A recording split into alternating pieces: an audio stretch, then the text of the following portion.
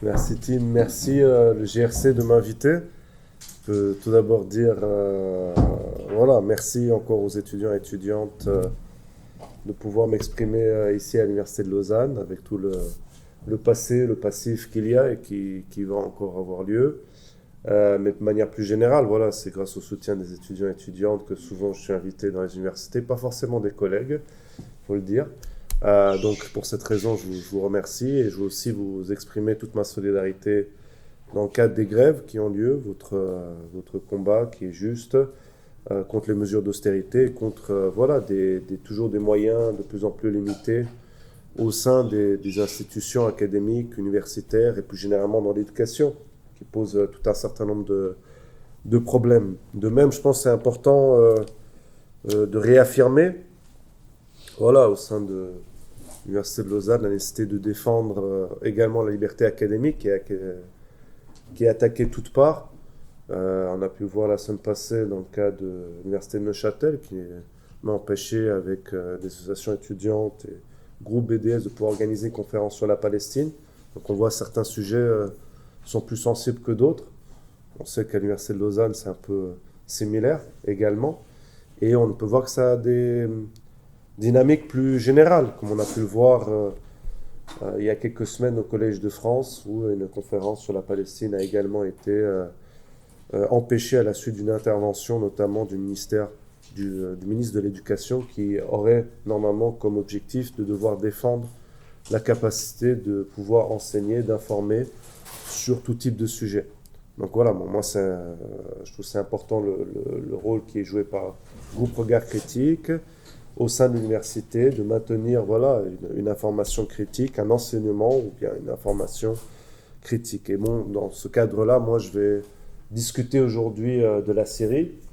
Euh, donc comme Tim l'a mentionné, moi j'avais discuté déjà en février, après un premier retour en Syrie où j'avais pu aller 2 semaines en janvier dans différentes régions de la Syrie. La première fois depuis 15 ans, je n'avais pas le droit d'y retourner, ou si j'avais le droit d'y retourner, pas d'y ressortir en tout cas. Et j'ai pu retourner depuis lors en Syrie à nouveau en septembre pendant 3 semaines, aussi visiter d'autres régions. Et je maintiens toujours voilà, un travail continu en Syrie, que ce soit au niveau académique, mais également dans la perspective de construire une contre-société civile, populaire, démocratique et autres, notamment au niveau économique. Et j'y retourne donc en janvier et février pour d'autres, dans le cadre de mon travail et autres. Donc je vous explique cela aussi parce que ça fait partie de, entre guillemets, la méthodologie suivie qui est à la fois basée sur des recherches au quotidien, j'ai envie de dire, sur la société syrienne, dans ses volets économiques, politiques, sociaux également. Et voilà, de consultation des différentes orientations du gouvernement actuel, mais également voilà, de l'activité sociale et politique qu'il peut y avoir sur le terrain. Donc une méthodologie qui est basée sur des sources à la fois primaires, secondaires et autres, et un travail continu de contact et de visite dans le pays. Donc maintenant, un an après, je ne sais pas si vous avez suivi, aujourd'hui il y avait tout un certain nombre de manifestations dans différentes régions de Syrie sous le contrôle du gouvernement transitionnel, du pouvoir de Damas, mais une absence relative, on va dire, dans les régions de la côte, dans certaines régions de la côte, vous avez des populations alaouites qui ont annoncé, en tout cas un de leurs leaders, ou qui se prétend leader, un dignitaire religieux qui s'appelle Razal Razal, qui a annoncé aujourd'hui 5 jours de grève, qui a été suivi dans certaines sections des populations alouites. Donc c'est 5 jours de grève, des gens qui ne vont pas sortir de leur maison pour protester contre ce gouvernement et par rapport aux politiques oppressives qui ont pu avoir lieu depuis la chute du régime contre les populations alaouites. J'y reviendrai. De même, à Soueda, qui est en dehors du contrôle, qui est dans le sud de la Syrie et qui est majoritairement constituée de populations druzes, aussi une autre minorité islamique, où il n'y a pas eu de célébration en soi pour le gouvernement actuel ou pour les 1 an de la chute de Assad, et également au nord-est de la Syrie, il y a eu des interdictions formelles des autorités dominées par le parti kurde du PYD pour une raison principale qui est à la fois des menaces sécuritaires, parce qu'il y a toujours une présence de Daesh, mais c'était aussi, de manière plus informelle, peur de voir certaines manifestations dans les zones à majorité arabe peut-être se tourner contre le gouvernement de l'autorité autonome du Nord-Est. Donc il y avait différentes visions ou réalités de ces un an. Et qui montrent aussi que depuis un an, les fragmentations, qu'elles soient sociales, économiques et politiques, se sont en fait renforcées. Pas qu'elles étaient absentes lors de la chute de Assad. La Syrie était déjà fragmentée au niveau géographique par différents pouvoirs, comme je viens de l'expliquer, qui sont renforcés, notamment à Soueda.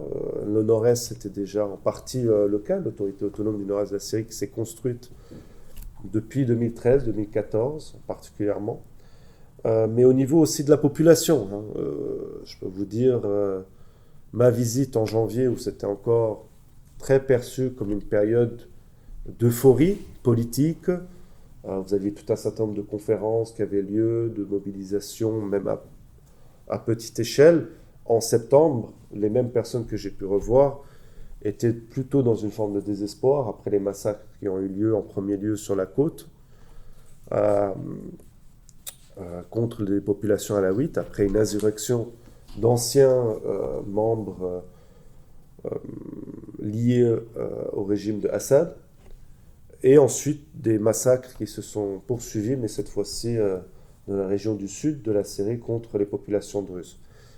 Il faut savoir qu'aussi il y a des violations de droits démocratiques, mais j'ai envie de dire de violations de droits à tous les niveaux, disons des violations de droits humains qui se poursuivent particulièrement dans la côte et qui vont de kidnapping de jeunes et aussi abduction et kidnappation surtout qui visent des femmes alaouites, aussi que des femmes druzes, avec des dynamiques absolument catastrophiques et violentes à ce niveau-là et qui se poursuivent et qui sont niées par le gouvernement actuel malgré des enquêtes qui ont pu montrer ces kidnappings de femmes qui ont lieu.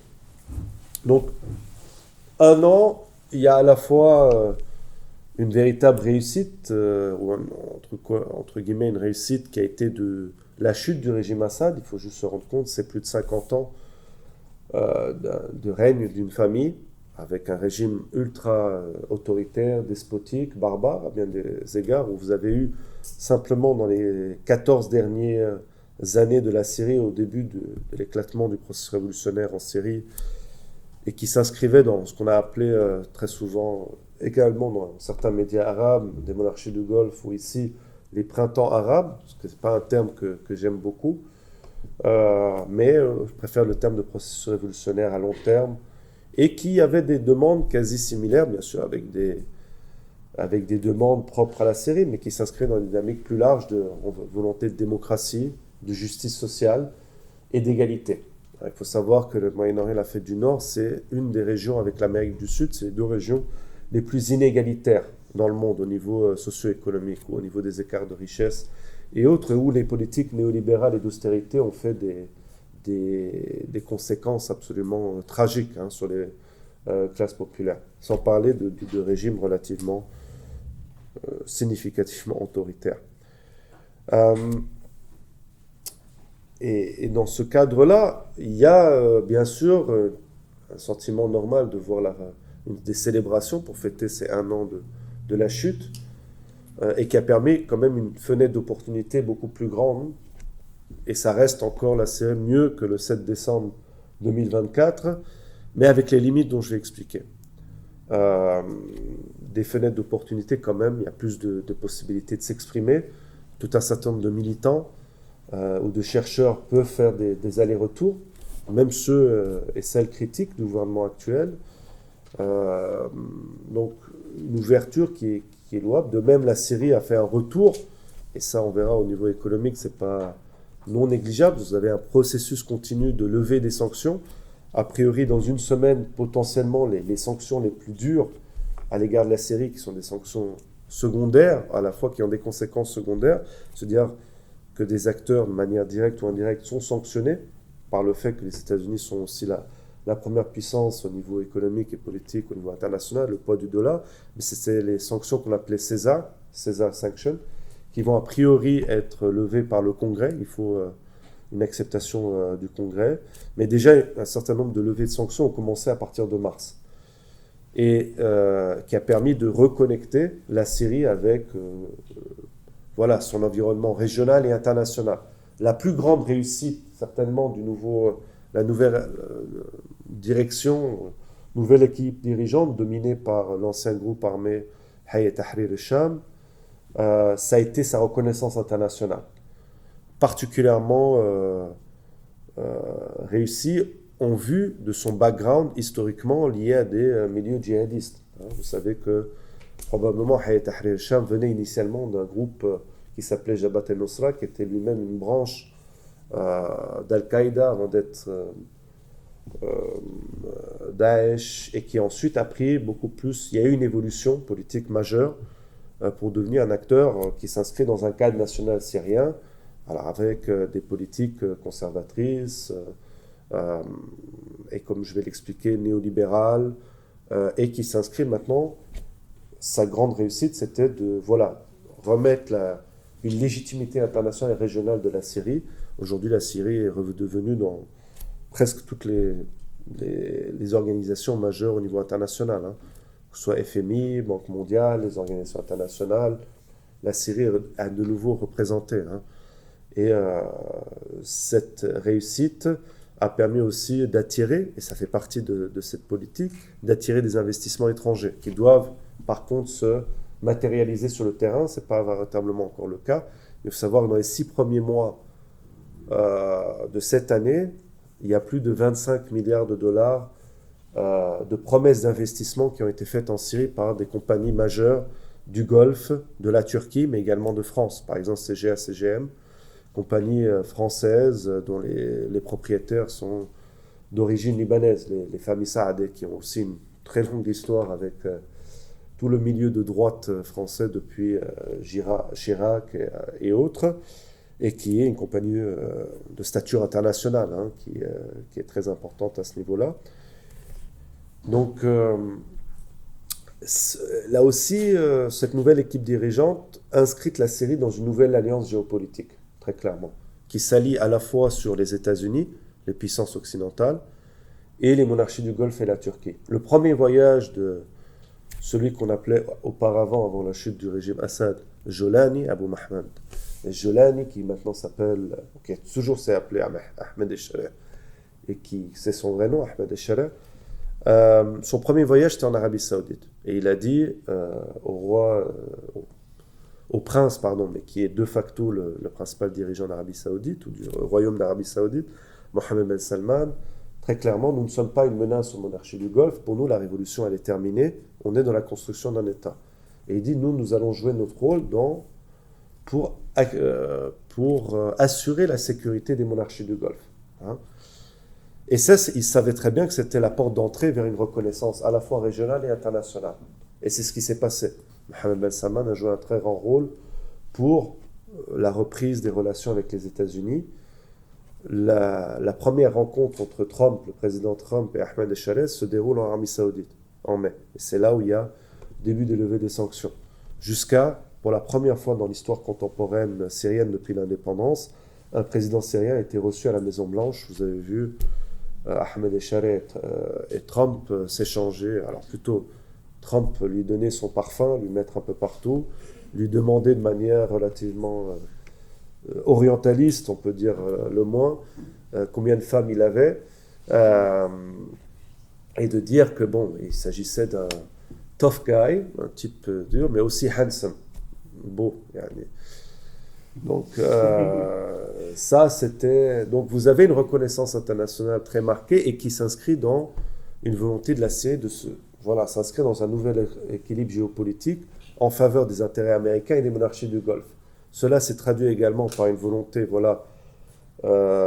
plutôt de se mettre de côté l'Iran, qui avait un rôle très important sur le régime Assad, qui était un de ses principaux soutiens, et aussi de renforcer tous les contrôles à la frontière avec le Liban pour empêcher le passage de cash argent et d'armement vers le Hezbollah libanais. Il a d'ailleurs déclaré à un moment donné, ça c'est un autre élément dans cette recomposition géopolitique comme moyen d'assurer la consolidation de son pouvoir et, en premier lieu, d'assurer une sorte de légitimité qui vient d'abord de l'extérieur et pas de l'intérieur, comme je vais l'expliquer. Un dernier élément dans cette recomposition géopolitique, c'est la potentielle normalisation avec l'État d'Israël. Il a d'ailleurs déclaré à de nombreuses reprises dans les médias qu'il ne constitue pas une menace à l'État d'Israël et qu'il, de même, avait des ennemis communs, implicitement l'Iran et le Hezbollah libanais. Il voudrait aller vers une forme de normalisation, mais ça c'est quelque chose de plus général, c'est que l'hégémonie américano-israélienne pose un problème, c'est que vu l'attitude israélienne de totale liberté d'action et de maintenir le génocide, de continuer ses guerres à la fois au Liban, en Syrie et autres, ça empêche même les dirigeants les plus pro-américains d'aller vers l'avant, vers la normalisation. Aujourd'hui, Israël est plus perçu par ses dirigeants comme une menace que l'était l'Iran, ce qui était le cas auparavant. Il faut savoir que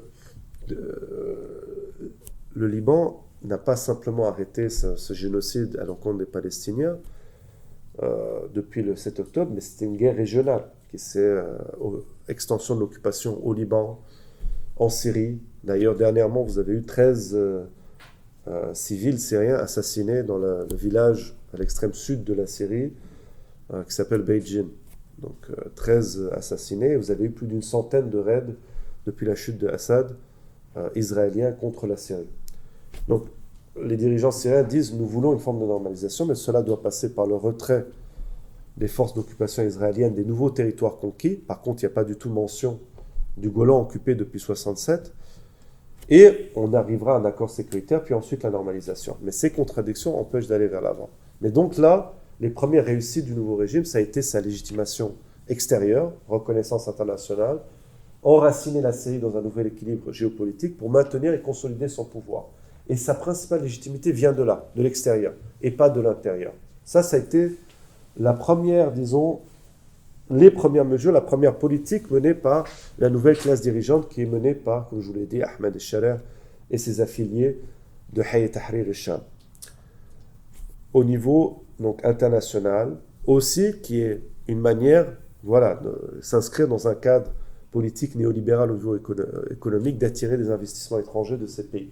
D'accord ? Ça s'est inscrit aussi dans des mesures d'austérité très dures. Hein. C'est d'abord couper les subventions ou drastiquement diminuer le prix du pain, qui a augmenté de 4 fois. Quand vous êtes en Syrie, vous avez du pain qui est subventionné par des boulangeries sous contrôle public. D'accord ?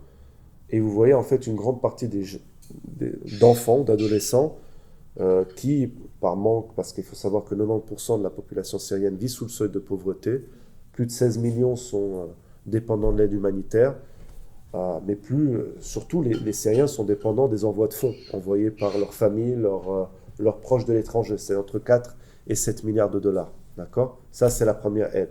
Parce que l'aide humanitaire ne dépasse pas, et d'ailleurs elle a diminué drastiquement à la suite des coupes du USAID, etc., ne dépasse pas les 1,5 milliard à 2 milliards de dollars par année à l'intérieur de la Syrie. D'accord ? Des mesures d'austérité donc qui ont touché le pain, quadruplé le pain du prix. Et je vous disais, il y a des jeunes qui, pour faire leur argent de manière quotidienne, vont faire la queue pour chercher ces pains subventionnés par les boulangeries publiques. Et ensuite, vous les voyez sur la rue pour essayer de revendre à un prix plus élevé à des gens dans la rue et autres. Ils ont enlevé les subventions sur les produits pétroliers dérivés, donc ça veut dire gaz, pétrole et autres. Il faut savoir que quand vous êtes en Syrie, c'est pas comme relativement en Europe, c'est le prix du gaz, ça influe surtout sur le prix du pétrole, aussi sur la maison, etc. Ça a explosé les prix du coût de la vie de manière quotidienne. Dernièrement, la dernière mesure d'austérité, ça a été d'enlever les subventions sur l'électricité. Donc vous avez une augmentation des prix de l'électricité de 3 000 à 6 000%. Même l'augmentation des salaires minimums, on peut dire, de 200%, qui arrive aujourd'hui à 70 $, salaire minimum. Si vous êtes plutôt cadre moyen dans le secteur public, vous allez peut-être toucher le double, secteur privé 200 $. Mais le coût moyen pour une famille de 5, le coût minimum, pardon, pour une famille de 5 à Damas, c'est minimum 700 $. Donc juste, il faut se rendre compte comment la vie est chère, hein, et quasiment tout est importé. Et en plus, vous avez eu, aussi pour des raisons politiques et des mesures d'austérité, ils ont viré des employés publics, bon, beaucoup venant souvent de certaines minorités. Et donc, il y avait aussi des raisons politiques. Je pourrais revenir là-dessus. Le deuxième moyen sur lequel s'est appuyée la nouvelle équipe dirigeante pour consolider son pouvoir, c'est contrôler la dite transition politique et de contrôler les principales institutions, à la fois étatiques, mais également ce qui constitue, en l'occurrence, ce qui devrait constituer ce qu'on appelle la société civile. Société civile dans son sens, sa compréhension gramscienne, c'est-à-dire toutes les organisations populaires en dehors de l'appareil étatique. D'accord ? Comment ça s'est passé ? D'abord, un soi-disant, il y a différentes conférences, étapes depuis janvier qui l'ont démontré, pas du tout une volonté d'ouverture démocratique ou inclusive, mais consolidation du pouvoir. D'abord, en janvier, une conférence de dialogue national qui a été fin janvier, qui devait rassembler différents secteurs de la société, débat d'un certain nombre de débats importants, que ce soit sur la justice transitionnelle, l'économie, transition politique. Bon, des invitations sont parties, et je le sais pour des amis qui ont été invités, le jour d'avant, alors qu'ils habitent à Paris, et les discussions qui ont pu avoir lieu, c'était 3 heures, sans des conséquences par la suite. C'était 3 heures, par exemple, discuter de l'économie, chacun pouvait la main, disait ce qu'il voulait, mais bon, après coup, bon. Et sélection de personnes selon le desiderata de l'équipe dirigeante. Bon, c'était un échec complet, soi-disant dialogue national qui devait rassembler toutes les composantes de la société syrienne. Un échec, ça n'a pas été du tout le cas. C'était un spectacle, on a appelé ça. Ensuite, vous avez la dite constitution intérimaire, où vous avez une concentration des pouvoirs au sein de la présidence. Et c'est quelque chose qu'on va voir dans de plus amples dynamiques dans d'autres institutions. Vous avez la mise en place d'un nouveau gouvernement de transition, dans lequel les principaux ministres, ou les ministères souveraineté les plus importants, restent dans les mains des personnalités affiliées à Ahmed el-Shareh au sein de Hayat Tahrir al-Sham. De même, vous avez des institutions parallèles qui sont mises en place, aussi contrôlées par uniquement des membres de Hayat Tahrir al-Sham, par le ministre des Affaires étrangères, et y compris sur les activités politiques et autres, et gérer des biens-fonds privés et autres. Pendant l'été, vous avez peut-être pu voir en septembre, soi-disant, on a eu des élections en Syrie. Alors, qu'est-ce qu'on a appelé les élections ? C'était la présidence qui a nommé un comité présidentiel, ses membres, qui eux-mêmes, dans chaque gouvernorat, ont choisi un certain nombre de personnalités pour élire les députés dans chaque province. Donc, en tout, dans cette soi-disant élection, 5000 personnes y ont participé. Donc, la population syrienne, c'est 20 millions. Donc, c'est plutôt un processus de sélection de personnes pour choisir les 2/3 du futur Parlement, sachant qu'un tiers de ce futur Parlement sera désigné directement par le président. Donc, vous voyez qu'il y a une volonté de consolidation du pouvoir sur les institutions. Je vous disais aussi sur les institutions non étatiques. Par exemple, tous les syndicats et associations professionnelles ont vu leur leadership imposé par en haut, nommé par en haut. Aucune élection démocratique interne, et qui reprend des dynamiques qu'on avait vues dans le passé. Les principales chambres de commerce et d'industrie, également, leurs membres ont été nommés par la nouvelle équipe dirigeante. Certains aussi étaient affiliés à Hayat Tahrir al-Sham et autres.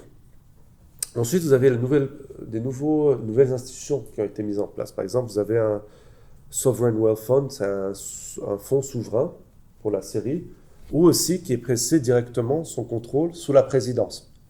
Nouvelle institution de développement, aussi placée sous la présidence. Ce qu'il faut savoir aussi, à chaque fois, c'est la présidence et le secrétariat à la présidence, qui a été nommé en avril dernier à secrétariat de la présidence, c'est-à-dire ceux qui s'occupent de la liaison entre le palais présidentiel, le nouveau palais présidentiel dirigé par Ahmed el-Shareh et les organisations étatiques, c'est son frère, Maher el-Shareh. En plus, c'est ironique en Syrie parce que l'ancien dictateur, Bachar al-Assad, son frère qui contrôlait la principale brigade armée à la fin de la guerre, également des réseaux économiques, s'appelait aussi Maher. Donc on a un retour d'un Maher, mais cette fois du nouveau président. Après, ça s'est traduit également dans des dynamiques au niveau économique. Vous avez la constitution de nouveaux businessmen, ou de réseaux émergents de businessmen, avec à sa tête qui ? L'autre frère de Ahmed el-Shareh, Hazem el-Shareh. où vous avez voilà, l'émergence de ces nouveaux businessmen liés au palais présidentiel, au nouveau palais présidentiel, et voilà une concentration des pouvoirs économiques là-dedans. Vous avez tout un certain nombre de rapports qui sont sortis pour montrer l'influence prédominante du frère de Ahmed Echareh, y compris concernant tout ce qui était les accords de Memorandum of Understanding ou contrats avec des compagnies étrangères. D'accord? Et aussi, il y a eu une sélection d'anciens businessmen qui étaient très connus pour l'affiliation avec l'ancien régime, maintenant ont été un peu blanchis, en contrepartie qui donnent toute une certaine somme d'argent directement au palais présidentiel. C'est le cas de la famille Hamcho, je ne sais pas si vous connaissez, qui était concrètement depuis les années 2000 le banquier du frère de Bachar el-Assad, qui était député et autres. Pas de souci, maintenant il est revenu, il a pignon sur rue, et d'autres businessmen. D'autres cas, c'est pas le cas. Donc on vous aussi, deuxième étape, c'est le contrôle au niveau des institutions étatiques et non étatiques, mise en place d'institutions parallèles, aussi concentration au niveau du pouvoir économique au sein du palais présidentiel, d'accord? Du nouveau palais présidentiel, avec des personnages ou bien familialement liés à Ahmed Echareh, ou au niveau partisan à travers Hayat Tahrir al-Sham. Et au-delà de ça, c'est aussi dans certaines institutions, on a eu la mise en place de ce qu'on a appelé le networks, les réseaux de chers. Alors, ça ne veut pas dire qu'on utilise de chers qui sont forcément de nature religieuse. Mais c'est un type qu'on appelait, on va dans une administration, surtout de service, il y a un cher qui va pouvoir vous faciliter les choses et tout ça pour avoir des papiers ou un certain nombre d'enregistrements, etc. Comme on avait avant, sous l'époque du Baas, il y avait toujours une personne, c'était alors à l'époque, malheureusement, il s'appelait le camarade, le Jafiq, comme on disait en arabe. Maintenant, c'est le cher. Et tout ça, qui sont un nouveau réseau lié au Hayat Tahrir al-Sham, dans les administrations. Et pour faire certaines choses aller plus vite au niveau sociétal et autres. Le troisième élément fondamental dans la politique de Hayat Tahrir al-Sham pour consolider son pouvoir, donc je répète, légitimité extérieure, enraciner la Syrie dans cette nouvelle alliance géopolitique. Deuxième, contrôle des institutions à la fois étatiques et non étatiques au sein de la société. Et d'ailleurs, sur ce deuxième élément, alors que la Syrie n'a toujours pas de loi sur les partis politiques, eux préparent déjà l'organisation d'un peut-être futur parti pour soutenir le président. Le troisième élément, c'est l'utilisation du confessionnalisme. Donc des tensions confessionnelles qui peuvent avoir lieu. Alors attention, quand on dit qu'il y a des tensions confessionnelles en Syrie, qui est une réalité, ce n'est pas dû à des raisons qui remontent il y a 1400 ans en arrière ou à des centaines d'années ou parce que des gens se détesteraient juste parce qu'ils sont nés dans une communauté ou dans une autre, d'accord? Mais c'est pour des raisons politiques et autres, une instrumentalisation politique. Et ça, vous avez, que ce soit des acteurs qui peuvent être considérés comme laïcs ou religieux, font usage du confessionnalisme à des fins politiques, d'accord? Vous pourrez faire une comparaison avec la question du racisme en Europe qui sert des fins politiques de contrôle, de domination, d'instrumentalisation des secteurs de la population, d'accord? Et de répression, bien sûr, avec des conséquences très claires. Et eux se présentent en fait comme les véritables et seuls représentants de la population arabe sunnite, qui est la majorité de la Syrie, entre 70 et 75%, qui auraient tous souffert sous le régime Assad, qui est caractérisé comme un régime alawite, d'accord? Et dès la chute du régime Assad, vous avez des exactions qui ont commencé dans certaines régions, alors qui restaient limitées, mais contre des populations alaouites, désignées comme tous comme co-responsables ou comme ayant participé aux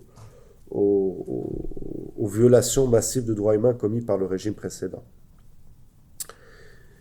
Et en même temps, c'est aussi une manière de masquer les véritables différences qui peuvent exister au niveau économique, social, régional, entre la population arabe sunnite, qui est certainement la plus diversifiée en Syrie. Une personne, comme dans d'autres parties du monde, mais un arabe sunnite de Damas, de classe moyenne supérieure, n'a absolument rien à faire avec un arabe sunnite des régions du nord-est, des régions les plus paupérisées de Syrie, ou d'un quartier populaire à un autre. C'était des réalités complètement différentes. Mais l'utilisation du confessionnalisme pour consolider ce pouvoir se présentait comme nous sommes finalement une population homogène, les arabes sunnites, et nous sommes vos représentants. Ce qui annule les différences politiques, de classe, les questions de genre et autres, ou régionales. Hein, et en s'attaquant en partie, ou en utilisant un discours confessionnel contre les minorités. On a pu voir ça contre les Alaouites, contre les Druzes, et aussi ça servait à des intérêts politiques, de tactiques politiques, pour consolider son pouvoir. Dans quel sens? Les attaques contre les Alaouites en mars, c'est pour réaffirmer, reconsolider son pouvoir sur des territoires qui, pas échapper au pouvoir, mais pour, voilà, pour envoyer un message très clair. C'est nous qui contrôlons. L'utilisation du confessionnalisme politique également, en juillet, contre les populations druzes, où cette région était en dehors du contrôle du gouvernement. Pendant 6 mois, il y a des négociations, ça ne marche pas, volonté de partage du pouvoir. Là, il faut savoir que Soueda, qui est une population à majorité druze, avait obtenu une certaine forme d'autonomie du régime Assad depuis 2023.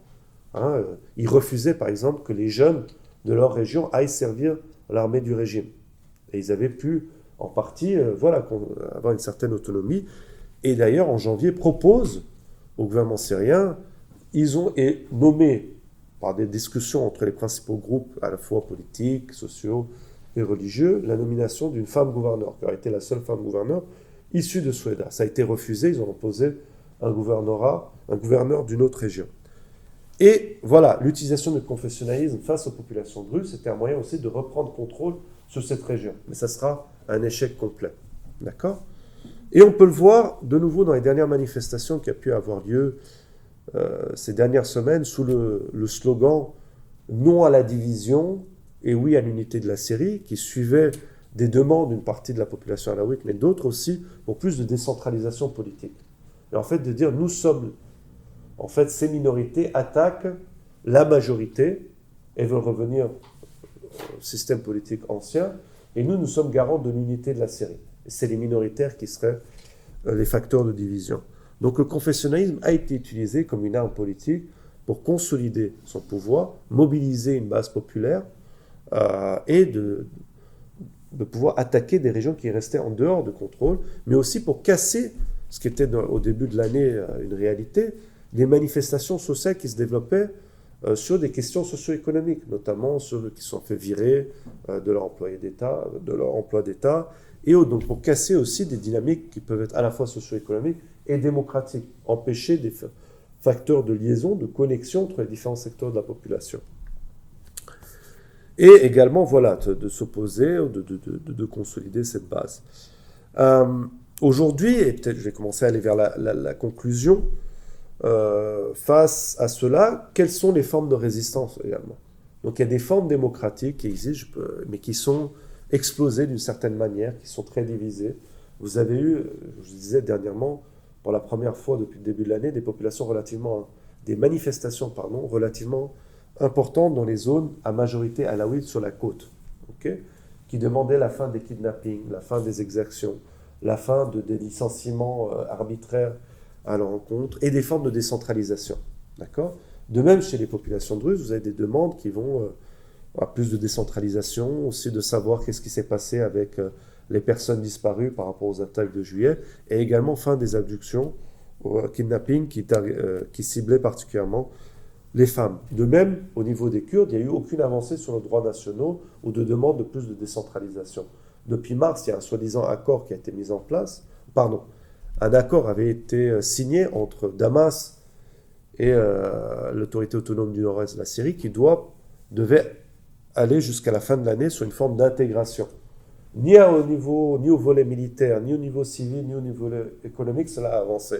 De plus, la Turquie voit d'un très mauvais œil toute forme d'intégration, parce qu'elle percevrait ça, toute forme de décentralisation, d'intégration, et des possibilités de formes d'autonomie, alors, autonomie à comprendre comme des formes de décentralisation, ou de droits nationaux kurdes comme une menace de sécurité nationale pour elle-même, vu que la question nationale kurde aussi en Turquie est loin d'être réglée, bien au contraire, et perçoit ça comme une continuation d'une menace de sécurité interne. Donc, au niveau des droits de ces groupes, elles n'ont pas été du tout...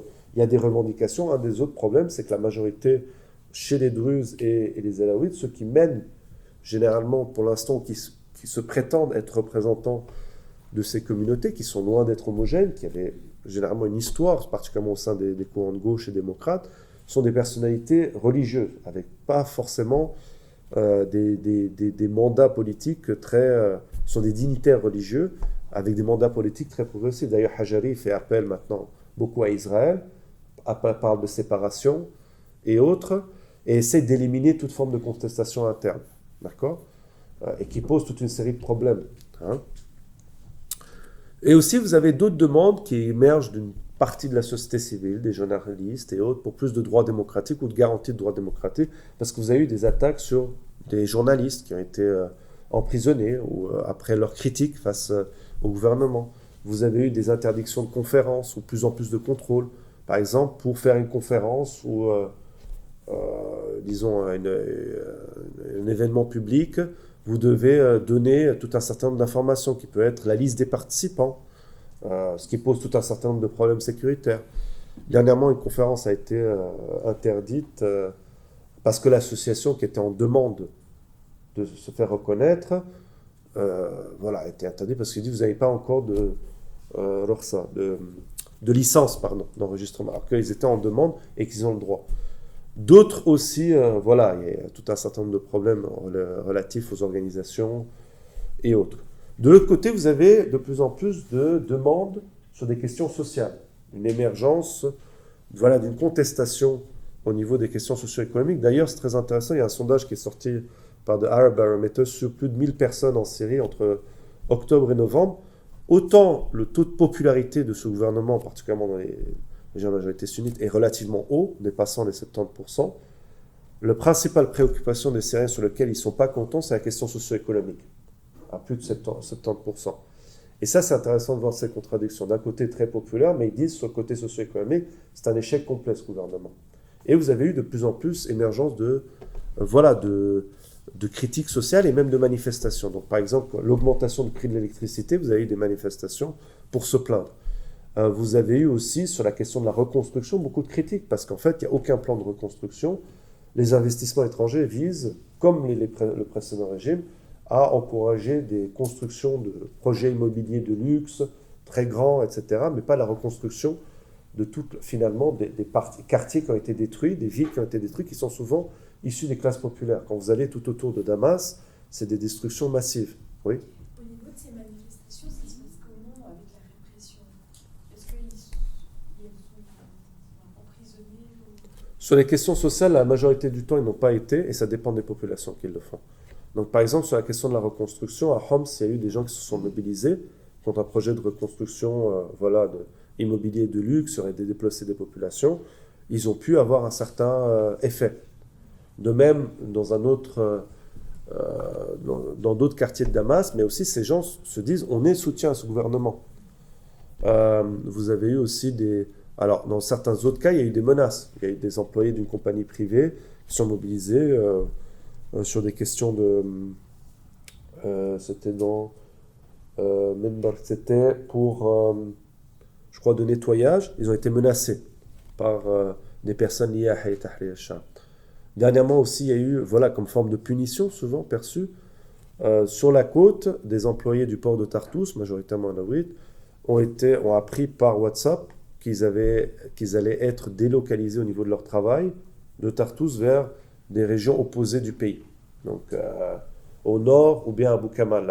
Donc ils se sont plaints, ils se sont opposés à cela, ils ont fait une manifestation. Donc il y a aussi eu les conducteurs de bus, parce qu'il y a quand vous allez dans les villes syriennes, c'est tout le système des micros, les petits bus et tout pour transporter, qui ont fait une petite manifestation au début novembre, milieu novembre, pour se plaindre contre l'augmentation des prix du pétrole, du coût de la vie et autres. Donc il y a cela, mais qui est complètement éclaté et sans connexion.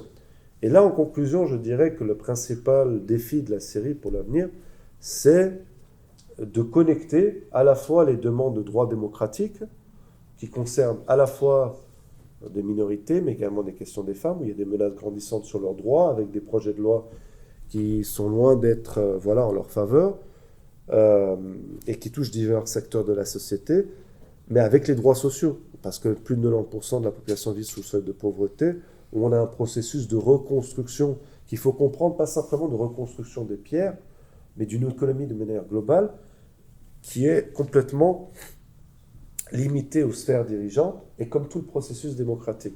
Donc la principale difficulté, c'est de pouvoir connecter les deux, et de pouvoir reconnecter ces différents mouvements de protestation pour permettre voilà, une reconnexion aussi des Syriens dans toute leur diversité.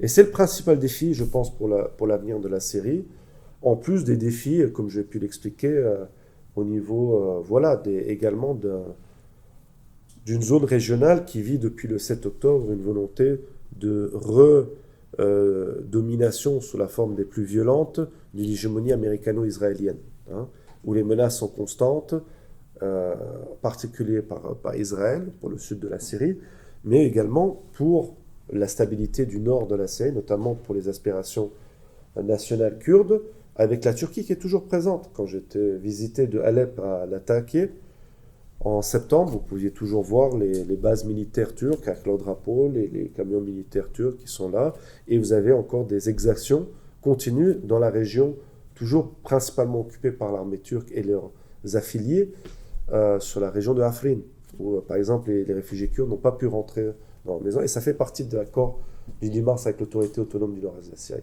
Donc je dirais c'est ça les principaux défis pour l'avenir de la Syrie, qui reste, voilà, ça reste encore meilleur qu'avant le 8 décembre 2024, et l'opportunité est dans le fait qu'on est encore dans une phase de construction, je dirais, d'un nouveau régime autoritaire, mais qui n'est pas complet, qui est fragmenté, et dans lequel il faut pouvoir se frayer un espoir, mais qui est très compliqué, parce que voilà, c'est une société fatiguée, avec plus de 14 ans de guerre, plus de 50 ans de dictature, répression qui a pu avoir lieu très fortement de toute organisation démocratique, sociale, la capacité des syndicats, des associations professionnelles de s'organiser, au niveau des partis politiques très explosés.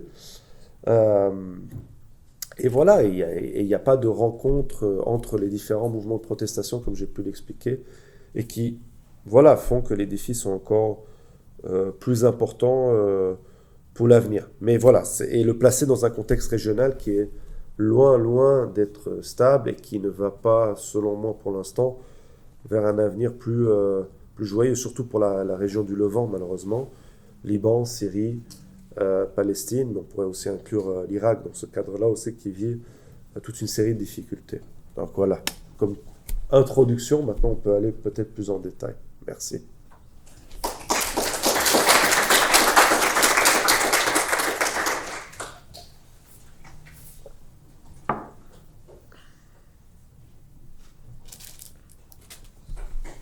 Oui, pardon.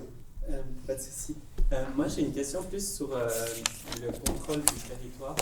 On avait vu au début que c'était, enfin, HTS, dont je vais pas essayer de prononcer, j'arriverai pas, qui contrôlait seulement des petites parties du territoire, et je me demande comment actuellement est-ce un contrôle. Enfin, ils ont de toute façon un contrôle plus large, mais est-ce qu'il y a des zones qui ne sont pas vraiment contrôlées, qui restent un peu hors du contrôle? Ouais. Je vais prendre quelques questions, remarques ou critiques aussi. Hein. Pas de souci. Oui. Je sais qu'au début, il y avait cet enjeu des bases militaires russes, Ouais. qui restaient en Russie, que Giuliani avait décidé de défendre, il me semble, pour une question d'adhésion, etc. Pendant qu'il y a l'adhésion américaine au gouvernement syrien, etc., quels sont les liens avec la Russie actuellement? Ouais.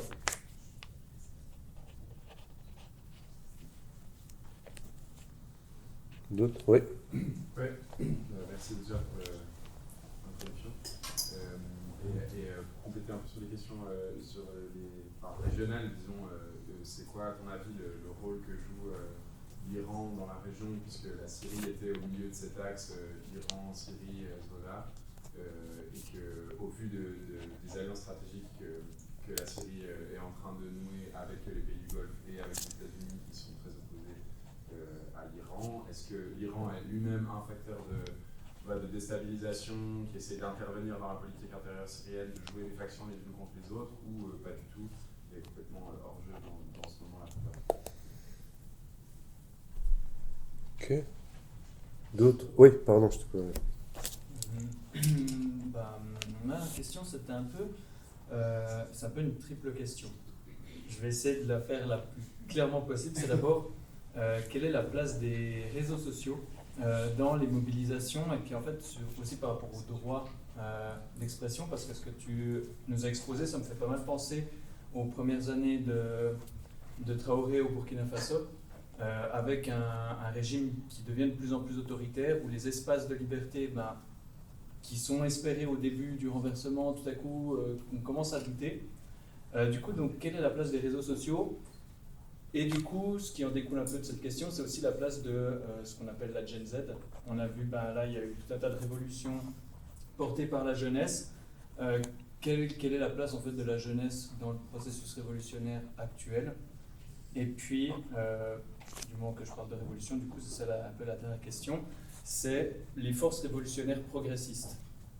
Quel est leur rôle? Comment elles sont structurées? Est-ce qu'il y en a encore en fait? Parce qu'on sort quand même, comme tu l'as dit, d'un règne 50 ans de règne sanguinaire, il y a eu la guerre civile, et puis on a surtout parlé en fait des forces plutôt islamistes. Donc voilà. Oui. Moi, ma question c'était sur le pouvoir en place qui découle d'une branche de certains groupes armés de Daesh, Al-Qaïda, etc. Est-ce qu'on peut mesurer à partir de là la longévité du pouvoir de Damas, étant donné la fausse stabilité du groupe Racine et le comportement néolibéral du pouvoir traditionnel et l'intention de posséder un État, n'est-il pas aussi une première plantation de mauvaises herbes, si vous me permettez le lexique biologique ici, des connexions qui permettent la pérennité du système en place, c'est-à-dire des prémices de corruption. Prémisse. De corruption.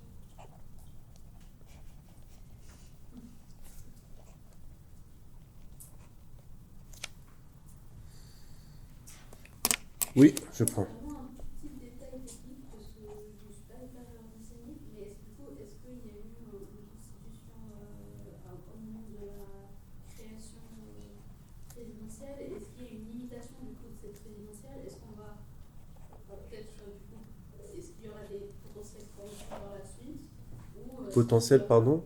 corruption aussi. Du coup, genre, est-ce qu'on va de nouveau faire des fausses élections à chaque fois ou est-ce qu'il y a quand même cette enfin, je peux comprendre qu'il y a une espèce de consolidation qui se fait parce que du coup c'est très c'est en construction, mais est-ce qu'il y aura quand même la possibilité que par la suite ça se change ou ça va juste devenir une nouvelle famille qui gagne pendant des années et des années? Ok. Oui. Je veux juste rebondir sur ce qu'a dit, je trouve ça pertinent. Les échecs au niveau diplomatique que le pouvoir a essayé de mettre en place, est-ce qu'ils ne trahissent pas déjà une malhonnêteté du pouvoir, pour revenir aussi à la notion d'avant, ainsi que l'instauration de dynamiques contre-révolutionnaires, sachant que certaines méthodes peuvent rappeler l'ancien régime? Mais des échecs diplomatiques, vous entendez par quoi? Oui, quand vous parlez de tout ce qui est on va parler avec le peuple, on va faire des sondages, créer des élections qui n'ont pas abouti à quelque chose qui est résultant. Je parle de ces échecs-là que vous avez fait mention. Ok, parfait. Je vais commencer. Sur la première question, oui. Il y a une fragmentation du pouvoir qui était du territoire. J'ai expliqué peut-être rapidement. Mais disons, la grande majorité de la Syrie est contrôlée actuellement par le gouvernement transitionnel, dominé par Hayat Tahrir al-Sham.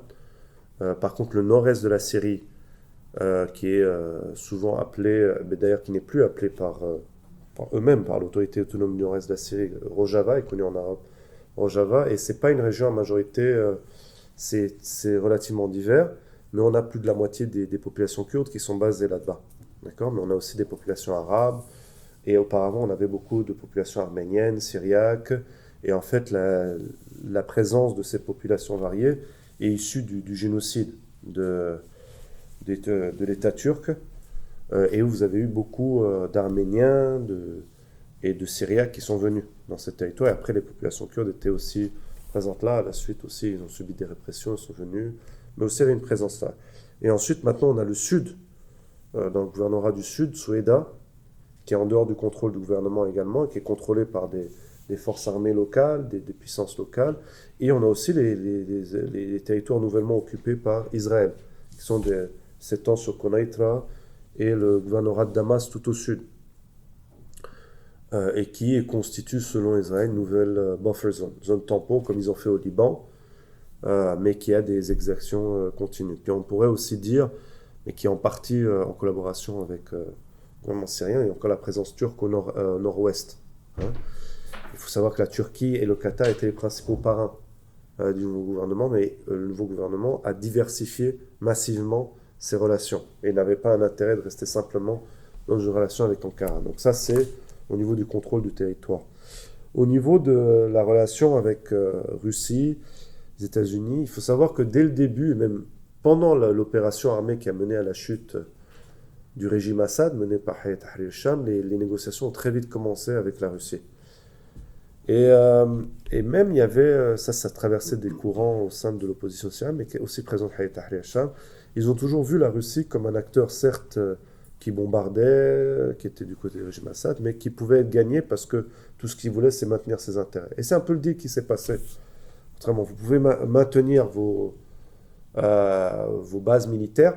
Donc ils ont 2 bases militaires, les Russes, sur la côte syrienne, et qui permet d'avoir un accès sur la Méditerranée et également pour toutes ces opérations, notamment en Afrique subsaharienne. Et aussi parce que après cela, la Russie est un acteur au sein du Conseil de sécurité qui aurait pu mettre un veto au fait d'enlever Hayat Tahrir al-Sham de la liste des terroristes, l'organisation terroriste, et tout ça a bloqué cela. Donc la relation avec la Russie a été très vite dealée de manière pragmatique, dans le sens on a un échange de bons procédés, chacun va garantir ses intérêts, et on ne veut pas une opposition de la Russie ou qu'il soit un acteur qui pourrait potentiellement créer des divisions à l'intérieur de la Syrie. Et en même temps, ils peuvent garder leurs intérêts militaires. D'accord ? Mais du même côté, certains intérêts économiques de la Russie ont été remis en cause. Les entreprises russes qui avaient fait des promesses d'investissement au temps de Assad ont perdu leur contrat. Ok ? Donc la relation est plutôt, je ne dirais pas qu'elle est bonne, elle est entre voilà, 2 États qui ont des intérêts. Et aussi, cela a été permis par le fait que la nouvelle administration Trump, au 2e mandat de Trump, est beaucoup moins hostile à la Russie.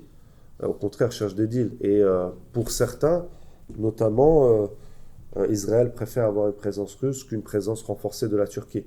D'accord ? Parce que sans être en conflit direct, chacun des 2 acteurs, Israël et Turquie, veulent étendre leur influence sur la Syrie. D'accord ? Donc c'est comme ça voir cette relation. Le rôle de l'Iran a été énormément... C'est clair que un des facteurs de chute du régime Assad, qui basait son pouvoir uniquement sur le soutien externe, sur la faim. Il n'y avait plus du tout de soutien interne, etc., a été le fait que ces 2 puissances principales qui le soutenaient ont été complètement affaiblies.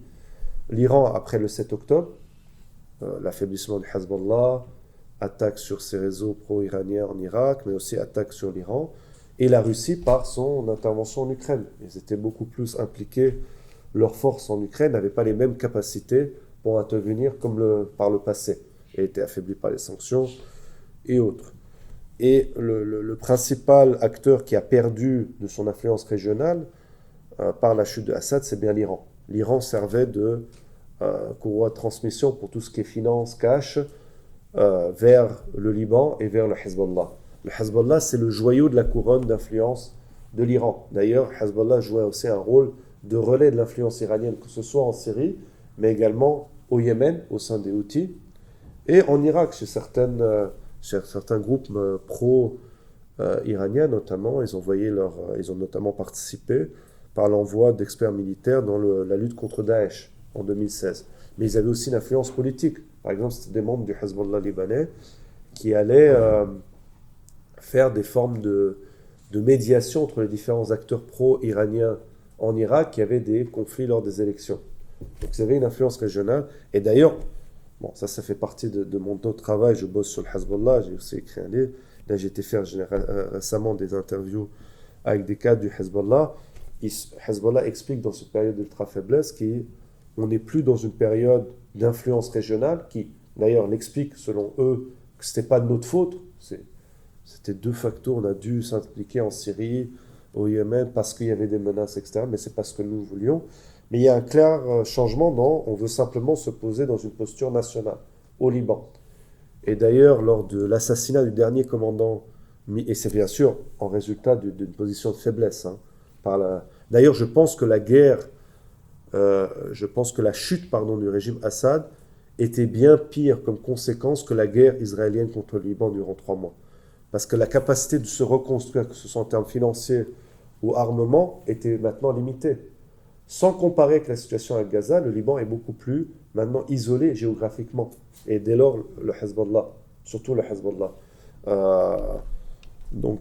Et en plus, on a un nouveau gouvernement au Liban qui est beaucoup plus sur des positions pro-américaines et qui demande le désarmement du Hezbollah et qui a renforcé sa présence au sein de l'aéroport, du port et des frontières, alors que voilà, Hezbollah avait une plus grande influence auparavant. Et un des extraits, pour se dire maintenant on se concentre simplement sur un cadre national, le Hezbollah, qui est un marqueur aussi de sa faiblesse, et de dire, voilà, le Hezbollah réitère le fait que le Liban est sa patrie définitive, c'est ce qu'il disait depuis longtemps, mais on ne s'inscrit pas dans un cadre régional. Ça s'est reflété par Hezbollah, quand les militants des cadres sont assassinés par souvent Israël, ils ont une sorte un document où est publié voilà, tout un certain nombre d'informations. Et aussi, généralement, lors de l'après-guerre du 7 octobre, où le Liban, le Hezbollah a participé dans son 10 fronts de soutien, même s'il était limité, tous les militants qui mouraient ou qui étaient morts en martyrs, comme ils disent, et c'était la phrase qui disait « Ils sont morts sur le chemin de la libération de Jérusalem ». Pour la première fois, là, lorsque ce militaire, et qui est un haut commandement militaire au sein de Hezbollah, à la fin, c'était écrit « En défense à la patrie ». Donc ça reflétait une évolution à ce niveau-là. Et l'Iran est bien sûr le principal acteur qui a souffert de la chute du régime Assad, de son influence régionale et autres. C'est pour ça qu'il est tellement intéressé aussi à garder son influence en Irak. Alors, il y a des tentatives, ils ont eu des tentatives de déstabilisation au début, mais ils ont une extrême faiblesse à pouvoir traduire cela sur une influence politique en Syrie. Et c'était aussi à travers le Hezbollah qui aussi a dû se retirer de Syrie. Donc l'influence de l'Iran à l'intérieur de la Syrie reste ultra faible, on va dire. Et aussi dans une baisse de son influence politique régionale. Et ça, où ils ont essayé de jouer un rôle nocif, et ça permet de rejoindre ta question, c'est sur les médias sociaux. Les médias sociaux ont joué un rôle moteur dans la montée des tensions confessionnelles. Il y a eu des fabrications de vidéos, des fabrications, par exemple, sur la période donnée, pour attiser les tensions confessionnelles. Et là, on voit qu'il y a des sites liés à la fois, ou bien un certain nombre de sites ou d'acteurs sur les réseaux sociaux qui sont liés à des pays et qui jouent pour attiser les tensions confessionnelles, soit Israël, Iran et autres. Donc une sorte d'armée électronique. Hein. Et généralement aussi dans la diaspora étrangère, ils ont attisé les tensions confessionnelles au niveau syrien. D'ailleurs, on a pu voir des tensions confessionnelles entre Syriens, particulièrement en Allemagne, on a une grosse communauté où ils se battaient sur des tensions confessionnelles, quoi. Donc, les réseaux sociaux ont surtout joué un rôle d'attiser des tensions confessionnelles, pas vraiment dans la mobilisation pour des trucs populaires. Après, il y a des informations qui sont données sur, par exemple, des grèves et autres, quelques mobilisations spécifiques, ou pour attirer l'attention sur le fait qu'une conférence a été interdite et autres. Mais pas de mobilisation large, très simple. Alors, Place Génération Z, oui, certes, il joue un rôle relativement important, particulièrement au niveau mondial. On a pu voir ça au Maroc, mais autre part aussi. En Syrie, c'est plus... il y a un champ très, très diversifié. Même à l'étranger, il ne faudrait pas homogénéiser ces populations, mais le fait de dire que la mobilisation plus généralement est réduite, et surtout qu'il y a des dynamiques de tentatives de mobilisation de la jeunesse par le nouveau pouvoir pour son soutien, d'essayer de construire de nouveaux réseaux avec, surtout ceux qui ont les 20, 30 ans, mobilisés au sein du pouvoir. Hein. On a pu voir certaines mobilisations quand j'étais en septembre la dernière fois. Des gens me racontaient qu'ils sont étudiants par des groupes proches ou soutiens nouveau gouvernement, voilà, de soutenir des politiques, que ce soit au niveau de conservatisme religieux ou de soutien politique au gouvernement actuel. Notamment, il y a la question kurde qui est souvent mobilisée pour dire, voilà, ils volent notre pétrole, puis on va mobiliser là-dessus, et autres. Donc, la mobilisation reste quand même limitée, ou bien à des fins de soutien du pouvoir, et il y a une incapacité, ce qui permet de faire le lien avec ta dernière question, sur mobiliser voilà, plus largement sur des forces progressistes, des demandes progressistes. Ça reste, voilà, une société aussi, comme je l'ai dit, plus de 90% de pauvreté. La majorité des Syriens et Syriennes cherchent à vivre, à survivre plutôt qu'à vivre et à avoir un exercice politique. D'ailleurs aussi, le fait que la cherté de la vie, la division de la société, c'est que l'implication des jeunes se fait surtout au niveau local, au niveau du quartier, au niveau d'une ville de taille moyenne, au sein de sa communauté et autres. Parce qu'il y a un manque de liens, et c'est ce que je parlais en conclusion, de faire ces liens à travers les communautés, à travers le quartier, à travers la ville. Donc les gens vont plutôt s'impliquer aussi sur leur ville, sur leur quartier et autres, hein, sur une communauté sans lien avec des demandes plus nationales. Et ça, on voit véritablement, alors autant à Damas, il y a quelques petits groupes progressistes, mais qui n'ont pas vraiment des grosses bases populaires. Le plus gros parti de gauche, si on doit l'être dans un spectre large de gauche, ça reste le parti kurde de PYD, parti sœur du PKK. D'ailleurs, moi, c'est un truc que je dois écrire depuis longtemps, mais je pense que si pour constituer un contre-pouvoir démocratique et progressiste, l'exemple, alors avec des différences historiques, des différences importantes sur la réalité actuelle, mais c'est le parti HDP, DEM, en Turquie, qui est intéressant, où c'est une alliance du mouvement national kurde avec des organisations démocratiques, sociales, écologistes, féministes en Turquie, qui remettent en cause à la fois le pouvoir historique kémaliste et de l'AKP. Et ça permet de redéfinir aussi quel type d'État, quel type de société on veut. Parce que ça remet en cause à la fois les dynamiques, j'ai envie de dire, chauvines, arabes, qui peuvent exister en Syrie, et à la fois voilà, la domination d'une seule communauté musulmane sunnite sur le reste de la Syrie. Donc, mais ça, bon, c'est encore il y a très peu dans cette perspective, il y a des formes de coopération, mais qui restent ultra limitées pour deux raisons principales. C'est que l'autorité autonome du nord-est de la Syrie, pour l'instant, s'ils pouvaient obtenir un deal avec le gouvernement central pour maintenir leurs institutions à la fois civiles et militaires, je pense qu'ils le feraient, et ils ont toujours le soutien américain. D'ailleurs, quand je parlais avec certains membres de l'autorité autonome, ils disent on a en tout cas un budget assuré jusqu'à fin 2026. Après, on verra ce qui a été négocié. Et deuxièmement, c'est du côté des forces progressistes syriennes, entre guillemets arabes, elles sont ultra éclatées, ultra minoritaires, peu d'implication sur le terrain ou d'enracinement. Il y a aussi une différence majeure au niveau générationnel. On voit des vieux militants qui ont souffert de 15-20 ans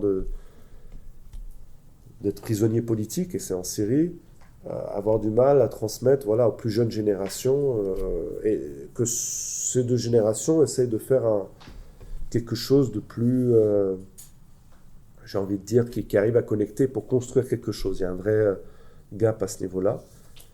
Il y a quelques tentatives au niveau des étudiants d'organiser des petites choses, mais ça reste très très limité.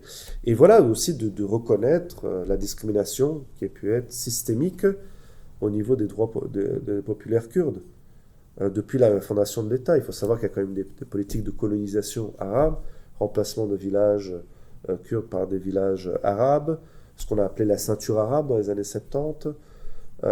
Et voilà, donc ça c'est quelque chose aussi qui a... Même avec moi, j'étais des discussions avec des personnes que je respectais beaucoup, hein, certains sont maintenant décédés, mais des gauches qui ont été qui ont beaucoup souffert de la répression. Dès qu'on arrivait sur la question nationale kurde, c'était problématique. Donc voilà, ça il y a un éclatement, il y a tout à refaire encore. Et je pense que ça viendra par le fait de comment lier les questions démocratiques et sociales ensemble. Permettre de lier ces deux questions, mais ça reste aussi une question plus internationale, hein, toujours comment lier la question de comment lutter contre les formes d'oppression et d'exploitation, et comprendre que c'est souvent des dynamiques communes ou qui se se nourrissent les deux. Sur les deux dernières questions, elles sont liées. On est au-delà des prémices de corruption. Il y a déjà de la corruption, comme je pouvais le dire, de manque de transparence. On a tout un certain nombre, par exemple, de compagnies qui étaient détenues par des gens de Hayat Tahrir al-Sham, qui sont devenues maintenant des compagnies d'État, qui ont des contrats exclusifs, sans aucune forme de transparence, et autres. Les gros contrats dont je parlais, c'est un manque de transparence et de corruption. Ou, pas un manque de corruption, de corruption. On ne sait pas comment, par exemple, ces gros contrats, quels ont été les critères de sélection. Par exemple, quand vous faites des gros contrats dans n'importe quel pays, vous avez une commission qui se met en place, vous avez des projets qui sont développés, qui sont soumis. Là, on ne sait pas du tout. On ne sait même pas le contenu, qui pose des questions plus sur la souveraineté. Par exemple, il y a un contrat qui a été signé avec une grande compagnie ou un consortium qatari, dont les propriétaires sont des Syriens qataris liés à la classe dirigeante qatari. On ne sait pas si la construction de ces principales unités d'électricité ou centrales électriques vont être sous un prisme, elles seront complètement privatisées, ou bien elles reviendront à l'État plus tard. Donc, ce qui fait que c'est quand même un facteur ultra de souveraineté que l'électricité qui est fournie soit normalement dans les mains de l'État, parce que sinon ils peuvent décider du prix de l'électricité comme ils veulent et autres. Donc la corruption, elle est présente, mais elle n'est pas forcément liée au background djihadiste. Vous pouvez avoir des acteurs qui sont laïcs, qui sont complètement corrompus. Et non, c'est plutôt dans une perspective de consolidation du pouvoir, de consolider des nouveaux réseaux d'hommes d'affaires liés justement à ces nouveaux centres de pouvoir. Sur la constitution intérimaire qui a été mise en place, en attendant la mise en place d'un nouveau parlement et autres, le problème principal, c'est que vous avez des grands mots d'ordre qui peuvent être très sympas. Et d'ailleurs, il y a la lutte contre la corruption qui est signifiée à plusieurs reprises. Mais le problème, c'est la concentration des pouvoirs. Et comme je l'ai souvent dit, et compris d'ailleurs dans les démocraties libérales, tout est relation par rapport aux équilibres des forces démocratiques, c'est-à-dire la capacité de gagner des droits démocratiques sera la résultante de luttes par en bas menées par des groupes politiques, d'organisations de la société civile et autres. Et donc la capacité d'étendre le cadre démocratique en Syrie sera liée à la possibilité de construire un contre-pouvoir. Là, ce qui a été dit, c'est que potentiellement, il y aurait une élection présidentielle dans 4-5 ans. Potentiellement. Donc peut-être dans 4-5 ans, il décidera autrement s'il n'y a toujours pas d'opposition.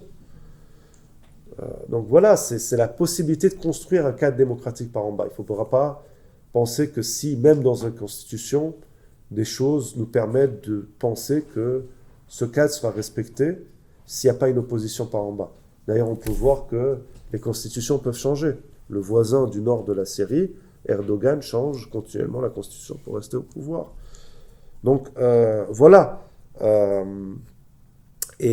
Donc c'est au-delà des comparaisons avec mauvaises herbes, etc. Moi, je l'ai dit dès le premier jour. En fait, Hayat Tahrir al-Sham est, même avant, je le disais, est un symptôme de la contre-révolution. Un symptôme de la contre-révolution dans quel sens? Parce que Hayat Tahrir al-Sham, comme la majorité des groupes en Syrie islamiques fondamentalistes intégristes, sont nés de la répression barbare et violente du régime Assad. Ils ont grandi là-dedans. Et dès le début, leurs aspirations n'ont jamais été vers... Alors, tout en reconnaissant le fait qu'ils ont une évolution politique très très importante, leurs aspirations n'ont jamais été la démocratie, la justice sociale et l'égalité, comme énoncé par la majorité des manifestants et manifestantes lors des 6 premiers mois, première année du soulèvement populaire, avant qu'ils se militarisent complètement. Donc, moi, j'ai jamais eu aucun espoir sur ce gouvernement. Par contre, ce que j'avais l'espoir, c'est, qui est toujours un petit peu là, même s'il serait réduit de plus en plus, c'est la capacité, et c'est ça ce qui est le plus important dans n'importe quel type de société, c'est la capacité de s'organiser. Si cet espace augmente, vous avez plus d'espace. Et dès lors, dans ce cadre-là, la situation est meilleure que depuis le 7 octobre. Pardon, 7 octobre. 7 décembre. Putain, on va m'accuser, ça, il faudra enlever. Le 7 décembre 2023. Et c'est ça qui est important. C'est pas d'avoir des espoirs sur la classe dirigeante ou qu'elle pourrait changer ou pas. Et je pense à une erreur là-dessus d'un certain nombre d'analystes et autres. Mais c'est la capacité de s'auto-organiser. Et ça, c'est pour l'instant, il y a, voilà, le principal défi. C'est pour ça que j'ai fini là-dessus sur la conclusion. Donc, c'est comme ça qu'il faut voir la question de transparence, corruption. Et même la question de transparence, corruption, le meilleur moyen de lutter, c'est de donner les outils aux acteurs sociaux et politiques d'avoir un véritable contrôle sur les classes gouvernantes. C'est pas sur un certain nombre... Et encore une fois, ça, c'est y compris dans des sociétés de démocratie libérale. C'est la capacité des gens par en bas de pouvoir organiser, de pouvoir mieux contrôler, etc. Leur société, la manière dont sont distribués les fonds, la manière dont des choses sont décidées, ou le processus décisionnel et autres. C'est ça les vraies questions qu'on se pose actuellement en série. Je crois que j'ai répondu aux 6 questions. Je ne sais pas s'il y a encore d'autres questions dans le temps ou pas. Ou non. Moi, j'ai encore le temps, là. 19h15 à peu près. J'ai encore le temps. Oui, monsieur. Vous avez parlé du fait en fait, que les demandes sociales ne reçoivent pas forcément de répression vis-à-vis du pouvoir. Il y a des gens qui peuvent s'organiser pour se mobiliser, etc. Mais par exemple, quand vous parlez du fait que les demandes économiques et par exemple l'égalité vis-à-vis des hommes, des femmes, les demandes démocratiques, etc., elles sont fragmentées, vous n'avez pas peur que si toutes ces demandes elles se rejoignent, que ça puisse démarrer des répressions vis-à-vis de l'État, que l'État puisse se sentir justement en danger vis-à-vis de ces demandes-là. Ok. Est-ce qu'il y a d'autres questions? Je vais prendre celle-là alors, en premier lieu. Non, c'est une excellente question, disons. Ça peut aller dans les deux sens. Si vous avez des manifestations fragmentées, dispersées, la capacité de répression est également beaucoup plus facile que si vous avez également ces secteurs de la société qui se rejoignent, qui se mettent d'accord sur un certain nombre un programme commun, même peut-être minimum, ou qui ont des formes d'alliance et de solidarité l'un envers l'autre. Ça peut constituer une menace, surtout pour un État qui n'est pas forcément complètement complété dans ses forces, qu'elles soient répressives ou administratives et autres. Hein. Je dirais que la répression, elle va potentiellement se développer à un moment donné, mais encore une fois, si elle s'organise et s'étend au niveau national, c'est beaucoup plus dangereux pour le gouvernement actuel. Et surtout que des liens se mettent en place. Ce que je disais, actuellement, vous n'avez aucun lien qui est fait quasiment entre les demandes pour plus de droits démocratiques issus des minorités et avec la population majoritaire. Et moi, j'ai toujours été critique, et c'est pour ça que j'avais une critique qui est développée. Je pense que la pire chose pour que ce soit les populations de Soueda, donc à majorité druze, pour les populations à majorité alaouite sur la côte, ou bien dans la question kurde, c'est de limiter leurs demandes à leur population. Et que leur direction limite cela dans ce cadre-là. Autant reconnaître les spécificités régionales des populations qui peuvent avoir lieu, la meilleure chose pour le gouvernement, c'est que ça reste dans une perspective uniquement druze, alaouite ou kurde. Surtout quand vous avez une majorité de la population, 75%, qui est arabe sunnite. Et c'est pour ça, notamment, j'avais été critique je leur ai dit, face à face, à des représentants de l'autorité autonome du Nord-Est de la Syrie, qui ont organisé une conférence fin juillet à la suite des massacres contre les populations druzes. Ils ont mis une personnalité kurde importante avec la principale personnalité druze religieuse, Hajari, avec le principal dignitaire religieux alaouite, Ghazal. Et donc ça faisait, ce que le gouvernement était très content, ça apparaissait, même si ce n'était pas forcément leur volonté, comme une alliance des minorités. Et de nouveau, on retombe dans un truc confessionnel où ce serait la majorité contre la minorité. Mais en fait, ce qu'il faut dire, ce que j'ai développé dans plusieurs papiers, c'est que ce gouvernement, que ce soit particulièrement par leur politique économique, en fait, représente une petite minorité des Syriens. Parce qu'elle bénéficie, ces politiques, à une toute petite minorité de businessmen et de personnes affiliées à eux. Et c'est pour ça que je disais que l'exemple en Turquie du parti DEM et HDP, qui ne se présente plus uniquement comme un parti défendant les droits nationaux kurdes. Et qui d'ailleurs, c'est une reproche d'une partie, je veux dire les partis les plus focalisés uniquement sur la question kurde, ils demandent un changement démocratique beaucoup plus global. Et je pense que c'est là où on pourra faire les liens, disons, et également sur les questions sociales et démocratiques. Donc non, je pense que ce sera le contraire. Après, vous avez une variété de pourquoi on réprime pas parfois, parce que justement, ce gouvernement n'est pas encore, je pense, complètement achevé une forme de transition. Il est encore en construction. Et il sait que certaines parties de la population, par exemple, quand je parlais des populations qui se sont mobilisées contre ces projets immobiliers de luxe, etc., c'est en fait sa base populaire qu'il prétend représenter.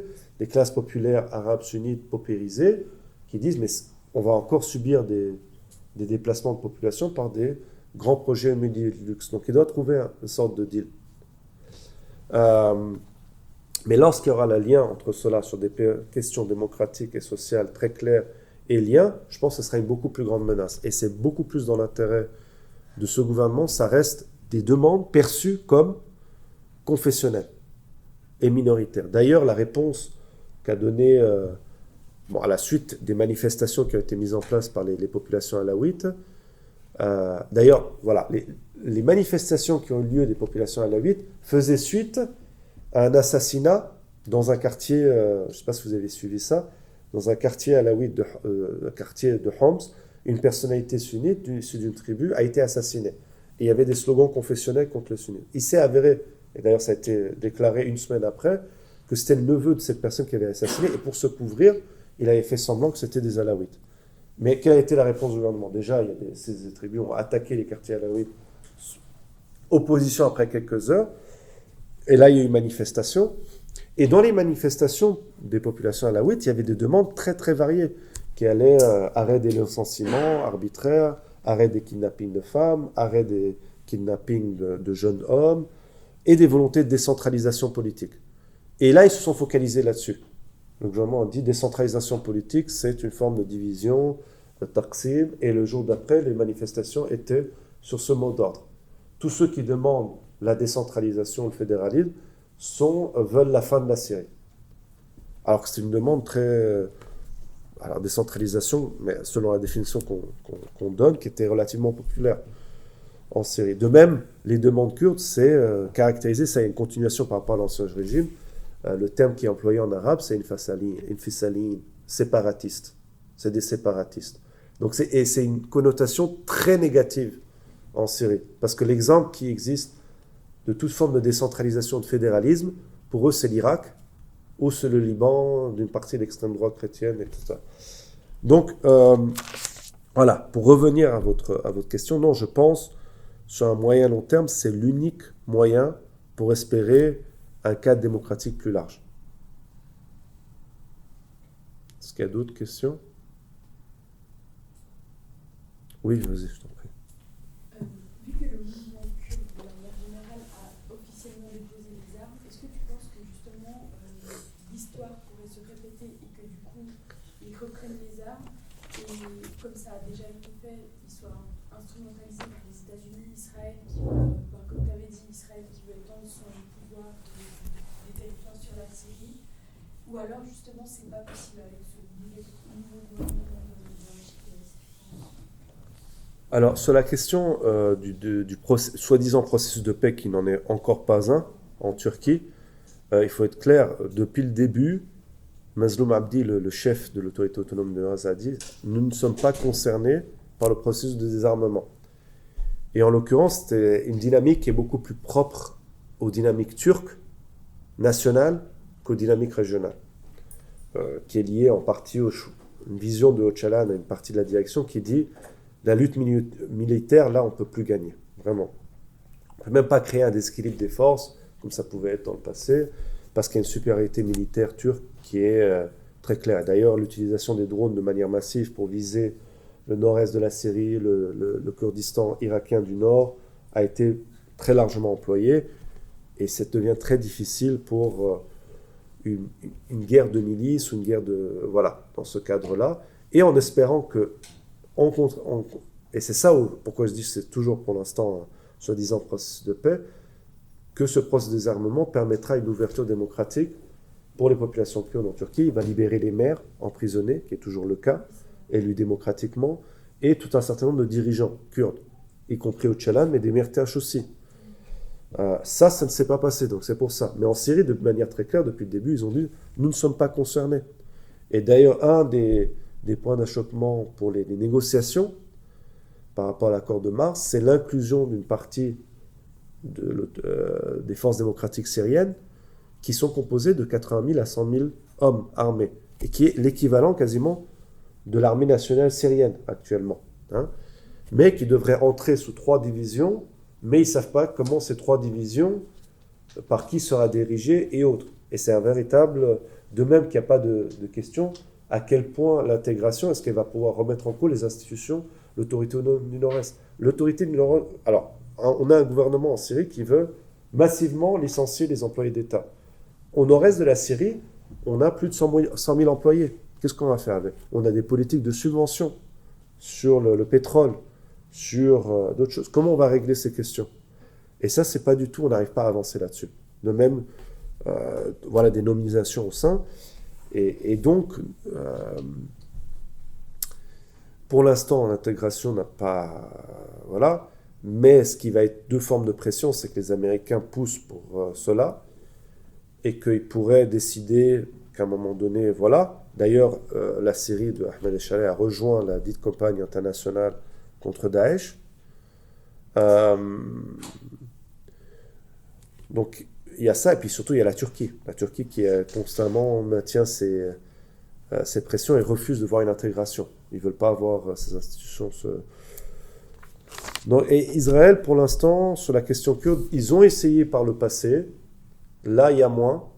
Mais il y a eu des ouvertures menées par certains membres de l'autorité autonome du nord-est de la Syrie vers Israël à un moment donné, début de l'année, qui a été relativement mal perçu. Et puis, je crois qu'ils l'ont compris. Par rapport, ça va renforcer les attaques comme quoi ils sont des séparatistes et autres. Et ils n'ont pas la même histoire, surtout les cadres plus idéologiques du PYD, ce qui n'est pas le cas pour l'autorité autonome du nord-est de la Syrie, ont quand même une opposition à Israël au niveau historique. Il ne faut pas oublier que le PKK a combattu les Israéliens au Liban. Ils ont des martyrs, ils ont combattu contre, voilà, lorsque le siège de Beyrouth s'inscrivait beaucoup plus dans un anti-impérialisme, ce qui n'est pas forcément le cas, et ça c'est une des forces aussi de beaucoup des cadres maintenant de l'autorité autonome du nord-est de la Syrie ne sont pas entre guillemets, des PKK idéologiques, sont beaucoup plus, ils ont un background politique complètement différent. Mais pour l'instant, je ne vois pas ça là, même s'il y a une volonté d'une partie des classes dirigeantes israéliennes mais les Américains ne veulent pas, de voir une Syrie plus divisée. Hein? Ce qui aussi, parce que si vous avez des petits États ou des régions basées sur une identité confessionnelle, en partie, ça justifie leur propre projet d'exclusion, etc. Donc, mais pour l'instant, voilà, on est plutôt dans un wait and see, mais il y a véritablement un danger pour l'avenir. Il n'y a aucun avancement du processus d'intégration. Trop bien. Merci pour tout. Je pense qu'il y a une question posée, là, ça fait 1h30, donc je crois que... Oh. Ouais. Trop bien, merci.